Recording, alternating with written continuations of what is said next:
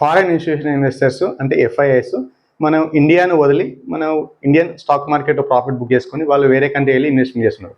ఒకవేళ ఎఫ్ఐఐస్ మళ్ళీ ఇండియాకు తిరిగి వచ్చి ఇండియన్ స్టాక్ మార్కెట్లో లేకుంటే ఇండియన్ ఎకానమీలో ఇన్వెస్ట్మెంట్ చేయాలంటే వాళ్ళకు 4 కండిషన్స్ సూటబుల్ కావాలి. అప్పుడు వాళ్ళు డెఫినెట్గా మన ఇండియాకి వచ్చి వాళ్ళు ఇన్వెస్ట్మెంట్ చేస్తారు. అందులో ఒకటి ఏంటంటే మనకు ఇండియాలో ఉన్న స్టాక్ మార్కెట్లో బ్రాడ్ బేస్డ్ ఇండెక్స్ అయిన నిఫ్టీ అనేది మనకు అండర్ వాల్యూ కండిషన్లో ఉండాలి. అంటే దాని యొక్క నిఫ్టీ యొక్క పిఈ అనేది లెస్ దెన్ 18 ఉంటే తప్పనిసరిగా వాళ్ళు మన ఇండియాకి వచ్చి చాలా వరకు ఆ టైంలో అన్ని అండర్ వాల్యూ కండిషన్స్లో ఉంటాయి కాబట్టి కంపెనీస్, కాబట్టి వాళ్ళు కొని తర్వాత ఫ్యూచర్లో ఒకవేళ ఎకానమీ రివైవ్ అయితే ఆటోమేటిక్గా స్టాక్ మార్కెట్ పెరుగుతుంది కదా, అలాంటప్పుడు వాళ్ళు ప్రాఫిట్ బుక్ చేసుకుంటారు. కాబట్టి అది కూడా ఒక రకమైన అంటే నిఫ్టీ యొక్క పిఈ అనేది లెస్ దెన్ 18 ఉంటే అది కూడా ఒక మంచి కండిషన్.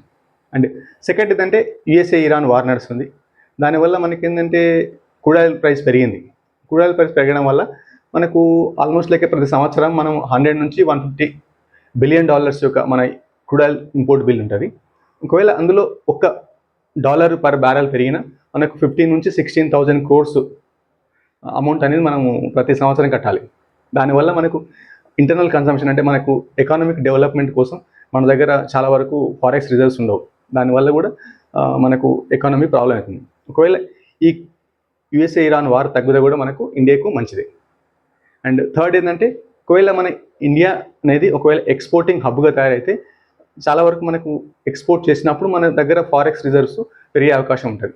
అలా పెరిగినప్పుడు మనకు ఒక ఏమైనా ప్రాబ్లం అయినప్పుడు ఇంటర్నేషనల్గా జియో పొలిటికల్ టెన్షన్స్ వల్ల అలాంటప్పుడు మనకు రూపీ పైన ప్రెజర్ తగ్గుతుంది. అలా తగ్గడం వల్ల ఒకవేళ ఎఫ్ఐఐస్ ఇండియాలో ఇన్వెస్ట్మెంట్ చేస్తే వాళ్ళకు నెట్ తీసుకెళ్లే అమౌంట్ ఎక్కువ అయ్యే అవకాశం ఉంటుంది. కాబట్టి రూపీ యొక్క డిప్రిషియేషన్ అనేది మనం చాలా వరకు తగ్గించవచ్చు ఒకవేళ మన ఎక్స్పోర్ట్స్ ఎక్కువ చేస్తే. అండ్ ఫోర్త్ ఏంటంటే ఒకవేళ ఇండియాలో స్టార్టప్ కల్చర్ డెవలప్ అయ్యి అంటే గ్రీన్ ఎనర్జీ లేకుంటే ఆర్టిఫిషియల్ ఇంటెలిజెన్స్లో ఒకవేళ ఇన్నోవేషన్ కోసము స్టార్టప్ కల్చర్ డెవలప్ అయినప్పుడు అలాంటి స్టార్టప్ కంపెనీలు ఒకవేళ మంచిగా అనిపిస్తే చాలా వరకు ఎఫ్ఐఐస్ ఆ స్టార్టప్ కంపెనీలో ఇన్వెస్ట్మెంట్ చేసి ఆ స్టార్టప్ నుంచి ఒక పెద్ద కంపెనీగా మారినప్పుడు వాళ్ళు ఐపీఓ ద్వారా వాళ్ళు ఎగ్జిట్ రూట్ తీసుకుంటారు. అలా కావడం వల్ల వాళ్ళకి చాలా వరకు ప్రాఫిట్ వచ్చే అవకాశం అనేది ఉంటుంది. కాబట్టి 4 కారణాల వల్ల డెఫినెట్గా మళ్ళీ ఇండియాకి వచ్చే వాళ్ళు ఎఫ్ఐఐస్ ఇన్వెస్ట్మెంట్ చేసే అవకాశం ఉంటుంది ఫ్రెండ్స్.